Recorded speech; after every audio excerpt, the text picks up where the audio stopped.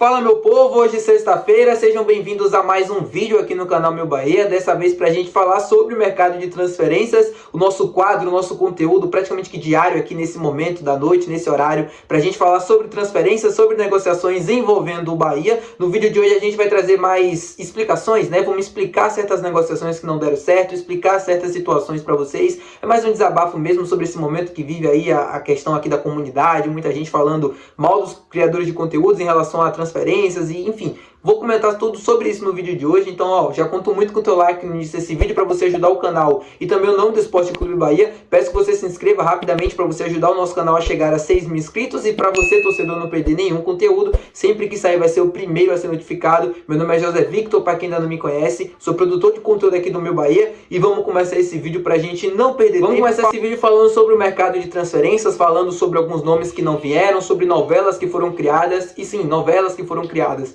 Vamos começar falando sobre o Michael, porque teve algumas informações em relação a ele, e eu queria passar para vocês todas as minhas apurações em relação a isso. Para começar, para dizer bem claro assim para o torcedor, o Bahia hoje é o clube disparado, mais difícil de conseguir apurar qualquer informação, de qualquer notícia, de qualquer assunto que seja transferências ou de qualquer outra coisa. É um clube muito fechado. E depois do Grupo City se tornou isso ainda mais evidente. Então, o Bahia não nega informações, o Bahia não passa informações, não nega rumores nem transferências. Então, pra gente, criador de conteúdo, jornalista, vim aqui falar para vocês.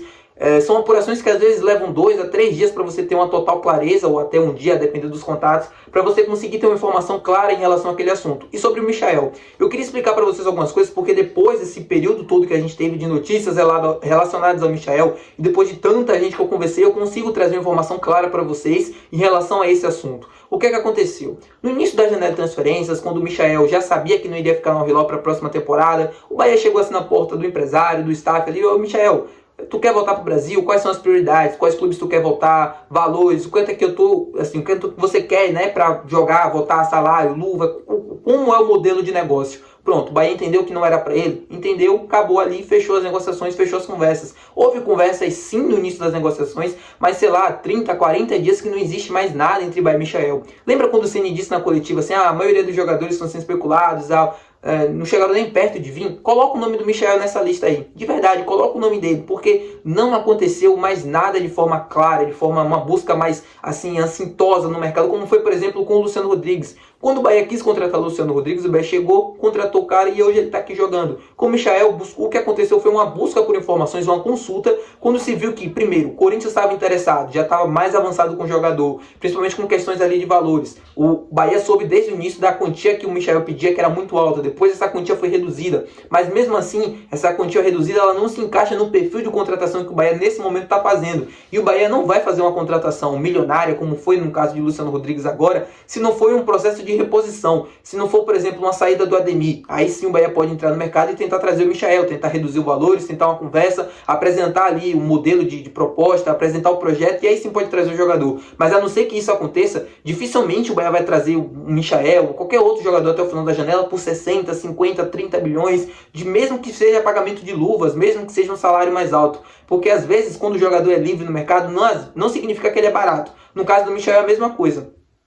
Mesmo ele estando livre no mercado para negociar, mesmo sem ter que pagar uma compensação financeira ao clube, o Michael ainda assim é um jogador muito caro, muito acima do que o Bahia nesse momento está disposto a pagar em questão de teto salarial e até de formação de elenco também. Então, só para explicar essa situação para vocês, não falo mais nada sobre isso aqui. A mesma coisa do Eric Puga, já expliquei tudo para vocês em vídeos anteriores. Quem ainda não conferiu, volta aqui no canal, tem 2 vídeos aqui anteriores falando sobre isso. Eu acho que o vídeo não tem nem a capa do Eric Puga, porque eu não quero mais associar meus vídeos em relação a isso, porque de fato o que está se criando é uma novela que não tem nem pé nem cabeça. Na verdade, a verdade é essa. Não tem pé de cabeça nem com o Michael, nem com o Eric Puga, com ninguém. Por exemplo, vamos falar aqui rapidão sobre Puga, tá? Só para finalizar.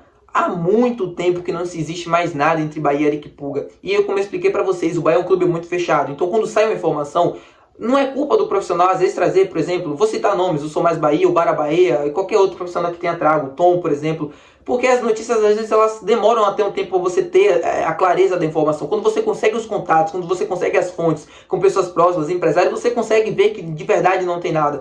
novamente, maior respeito ao profissional que trouxe a informação, sempre respeitando aqui. Ele pode ter as fontes dele, ele pode ter as verdades dele, mas aquilo que eu consegui apurar, e diversos outros também, é de que isso não tem pé nem cabeça, assim, que ele não tá fechado para 2025, tá bom? Então, para finalizar esse assunto sobre o Michael e sobre Pulga, que eu já disse que finalizaria ontem, mas só para dar uma atenta aqui também.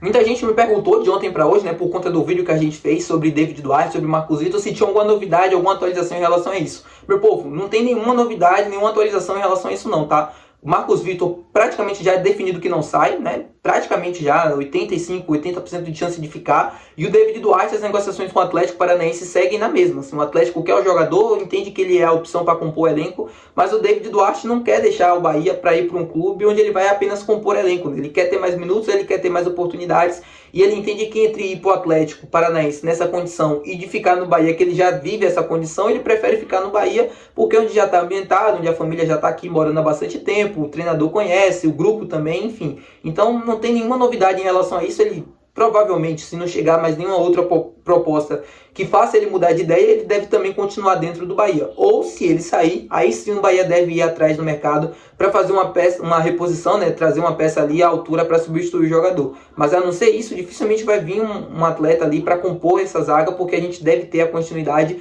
de Marcos Vitor e David Duarte. Eu contava com essas saídas, não vou mentir para vocês. Eu contava com a saída do Marcos Vitor ou com a do David Duarte para chegar mais um reforço, para chegar mais um jogador, mas ao que parece, ao que tudo indica, hoje, sexta-feira, isso não deve acontecer. Ah, mas vamos aguardar. Às vezes chega uma proposta, às vezes chega algo e a situação muda e aí a gente pode ver a chegada de novos reforços, tá bom? Muita gente também me perguntou de ontem para hoje sobre Thales Magno, né? Porque ele teve um início muito bom no Corinthians, por que ele não veio pro Bahia e tal. E depois de alguns dias, né? Depois de muito tempo já, desde essa notícia vinculada ao Bahia, eu consigo trazer mais informações para vocês. Sobre Thales Magno, não foi nenhuma especulação, não foi nenhuma fonte sem cabeça. Quem trouxe essa informação primeiro foi o Ulisses Gama. Primeiro, um cara de muita credibilidade, praticamente não erra. E essa informação que ele trouxe de fato foi verdade, de fato foi verídica. O Bahia abriu conversas com o Thales Magno, mas lembrando, abriu conversas. O Bahia não fez proposta, o Bahia não chegou forte para contratar ele nem nada. Quando o Oscar Estupian saiu do Bahia, quando foi anunciado, acho que foi anunciado inclusive no mesmo dia, né, essa saída do Oscar e o anúncio de que o Bahia tinha aberto conversas com ele. O Bahia entendia e estava mapeando opções, entendia que precisava fazer reposição e estava mapeando opções de jogadores que pudessem se encaixar naquela função do Oscar Estupian. O Thales Magno foi um deles. Teve diversos outros também que a gente nem teve conhecimento, mas o Thales Magno foi um deles. É um jogador que pertencia ao Grupo City, no New York City, estava vivendo uma condição complicada ali, né, no clube dos Estados Unidos, tinha voltado de lesão, não estava tendo tantas oportunidades, queria voltar ao futebol brasileiro, e aí o Bahia apareceu ali como um dos interessados. Mas, de primeiro momento, o Bahia só abriu conversa, só buscou informações. A partir do momento que se chegou ao nome ali do Luciano Rodrigues como nome principal, como alvo principal naquela janela para repor a saída do Oscar Estupian, as conversas com o Oscar Estupian, as conversas com o Thales Magno ficaram de lado, porque o Bahia entendeu que era Luciano Rodrigues a prioridade. Luciano Rodrigues queria substituir o Oscar Estupian e não o Thales Magno. Então, por isso esse movimento na contratação do Luciano Rodrigues e esse esquecimento, entre aspas, no nome do Thales Magno. E é por isso que ele foi para o Corinthians, porque o New York City continuou procurando interessados, né? Os interessados continuaram chegando, um deles foi o Corinthians, junto com o Vasco, e o jogador preferiu voltar para o futebol brasileiro e vestir a camisa do Corinthians. Então, essa foi a situação. Não aconteceu nada diferente disso, assim. Não foi que o Bahia perdeu o jogador, não foi que o Bahia vacilou com o jogador, não. O Bahia entendeu desde o primeiro momento que a prioridade era Luciano Rodrigues e não o Thales Magno. Thales Magno foi uma sondagem, foi uma consulta, foi uma procura por informações. A partir do momento que a diretoria de futebol entendeu que o nome a ser contratado era o Luciano Rodrigues, ele acabou sendo jogado como uma opção de lado, um plano B, por exemplo. E acabou que, enfim, teve um sucesso muito bom no Corinthians, teve uma ótima passagem até então, 2 jogos, 2 gols, e vamos ver como é que vai ser o Thales Magno aí até o final da temporada e o Luciano Rodrigues também. Espero que a gente tenha acertado na negociação, que o Luciano Rodrigues consiga ter uma ótima temporada, assim como o Luciano Rodrigues também, tá bom? Essas são as informações para vocês no vídeo de hoje, um vídeo mais informativo, mais explicativo, e é isso. Até o próximo vídeo, até amanhã, valeu, tchau!